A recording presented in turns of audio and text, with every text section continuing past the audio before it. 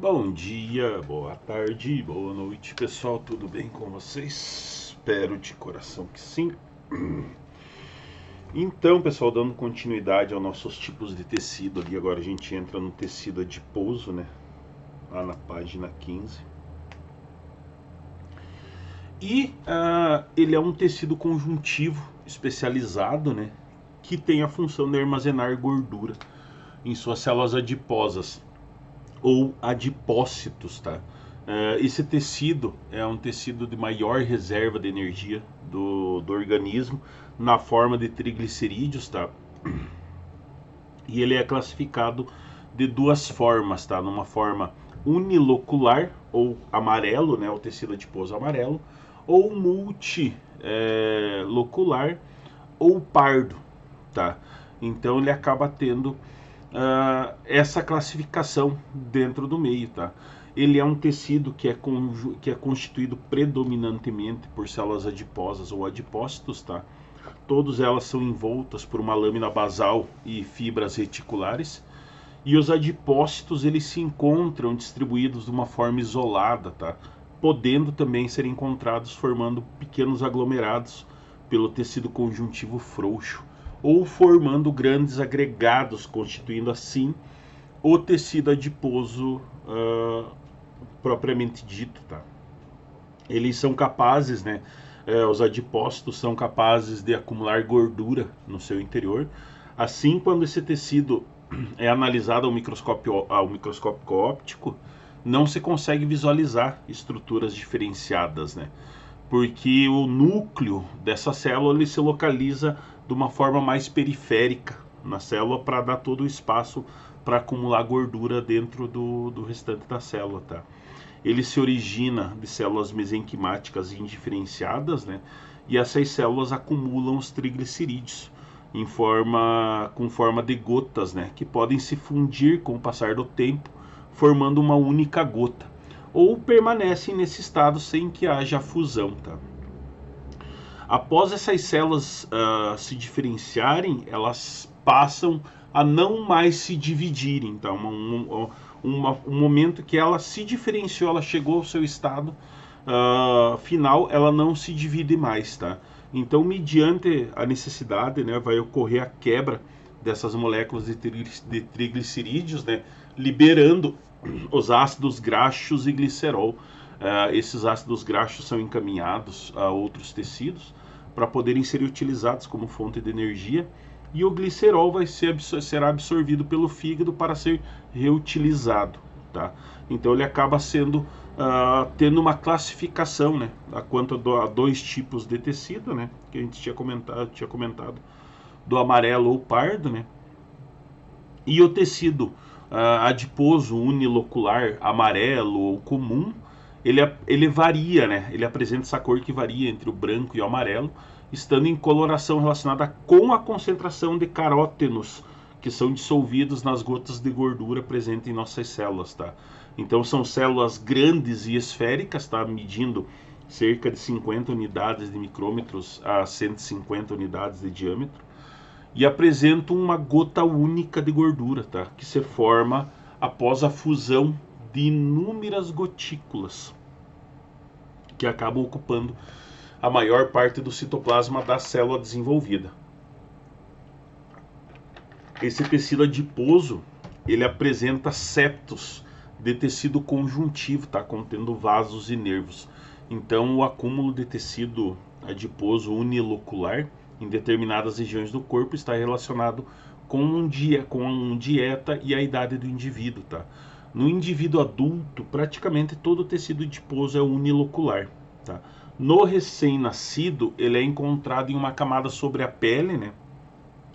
Onde ele é chamado de panículo adiposo, e com o passar do tempo ele desaparece em determinadas regiões e passa a se acumular em outras, tá? E esse processo ele é regulado pela ação de hormônios. Então, dentre as funções desse tecido, a gente cita a reserva de energia e a secreção de substâncias, né, como a leptina, que é um hormônio que atua na regulação da ingestão de alimentos e no acúmulo de tecido adiposo do organismo, tá?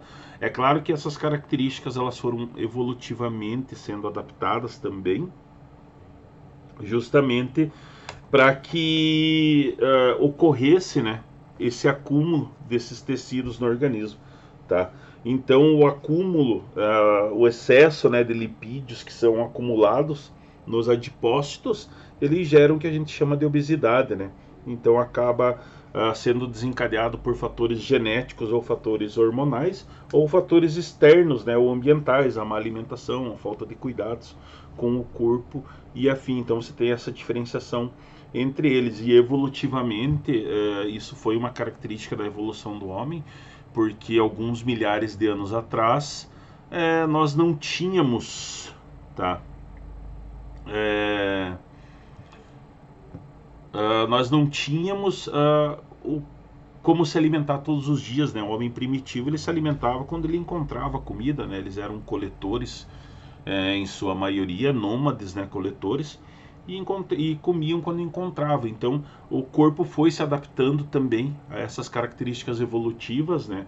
Tanto da produção de muitas células de tecido adiposo. E o tecido adiposo multilocular ou pardo, né, que apresenta uma coloração parda devido a uma grande quantidade de mitocôndrias que estão soltas dele, né, que são ricas em citocromos, que acaba lhe conferindo uma cor avermelhada. E os vasos presentes nesse tecido, tá? São células menores do que as do tecido unilocular e apresentam uma forma poligonal, tá? E inúmeras gotículas de gordura no seu citoplasma. Essas células elas podem ser encontradas formando aglomerados compactos, né, associados aos vasos sanguíneos. Então, diferente do tecido unilocular, o multilocular apresenta uma quantidade reduzida nos indivíduos adultos, tá? E ele se encontra em regiões mais delimitadas do corpo, como na região do pescoço, em torno dos rins. E nos fetos ele aparece numa maior quantidade, né, nos fetos e recém-nascidos, bem como nos animais que hibernam, né, sendo que nesses acabam recebendo a designação inapropriada de glândula hibernante, tá? Então ele aparece numa maior quantidade nesses animais, né, os ursos, qualquer animal que hiberne, tá? Como uma característica justamente para reter essa matéria nutritiva, né? Então o tecido multilocular ele é especializado na produção de calor, né? E isso ocorre através do processo de oxidação dos ácidos graxos, que acabam produzindo calor e transmite, né, esse restante de calor através do corpo pelo sangue, que acaba aquecido na rede de capilares que está presente nesse tecido. Então esse processo é bem estimulado pela ação do hormônio noripinefrina e é de extrema importância, principalmente nesses animais hibernantes e indivíduos recém-nascidos, né, para aquecer o corpinho esse indivíduo não passar frio, tá? Como função primordial dos tecidos adiposos, né, a gente tem como reserva energética no corpo, né, se passar por algum período de escassez de comida, de falta de comida, ele que vai fazer essa reserva, tá, no organismo. Ele que faz esse componente de reserva, tá? Proteção contra choques mecânicos, né? Então ele protege os órgãos do corpo contra choques externos, né? Atua como isolante térmico, né, protegendo o corpo também de perdas extremas de temperatura, na sustentação dos órgãos internos, secreção de substâncias como a leptina, no preenchimento de espaços entre os tecidos. Então são as funções principais do tecido adiposo, tá? E acaba tendo essa importância bem grande. É claro que a gente tem um problema que é relacionado à obesidade, né? Que é o acúmulo muito grande de gordura nessas células do tecido adiposo acabam gerando essa composição desse tecido como um todo, tá?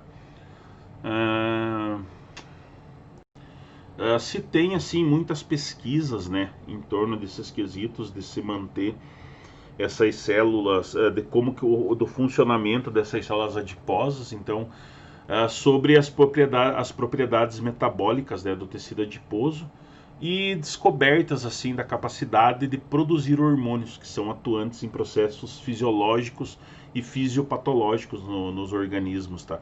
Então essas pesquisas estão dando uma revolucionada no campo da biologia e você tem, né, esse envolvimento aí, claro, com os processos de obesidade, de diabetes mellitus do tipo 2, né, que é aquela diabetes que é adquirida pelos maus hábitos de consumo, hipertensão arterial, né, pelo acúmulo dessas células adiposas na corrente sanguínea, arteriosclerose, dislipidemias que podem ser ocasionadas, né, processos inflamatórios agudos e crônicos, entre outros, né, acabam indicando que essa compreensão das propriedades funcionais, né, acabam contribuindo para melhorar um prognóstico dessas doenças, tá? E acaba assim, isso vem crescendo de uma forma preocupante, né? Então acaba tendo essa visualização, né? Então o tecido adiposo como principal reservatório energético dos organismos, né? Como um todo, e o sistema nervoso autônomo ele tem controle direto sobre o tecido adiposo, tá? Através dos seus componentes simpáticos e parasimpáticos. Então, quando você se alimenta demais, você tem um acúmulo de reserva energética maior. Claro, se você não tiver nenhum transtorno hormonal, nenhum problema nesses tecidos, tá? Então, essa inervação ela se relaciona principalmente com as ações catabólicas, né? Tais como a lipólise, né, que é a quebra dessas moléculas de gordura, e ela é mediada por receptores adrenérgicos, né, beta-adrenérgicos, e dependem diretamente da enzima de lipase, né, que são o LHS, né, que é um hormônio sensível. E, por outro lado, o sistema nervoso ou parasimpático ele está envolvido na execução desses efeitos anabólicos, né, sobre os depósitos adiposos, né, como a captação de glicose e de ácidos graxos, que acaba sendo estimulada pela insulina, tá? Então acaba tendo essa regulação dessas células dentro, com essa relação direta com o sistema nervoso, certo? Qualquer dúvida, a gente lembrem de anotar e tirarem as dúvidas de vocês, né? Na célula, na aula ao vivo, tá? Quanto às características dos tecidos. Beleza, gente? Então fiquem bem, se cuide, um beijo e até a próxima aula.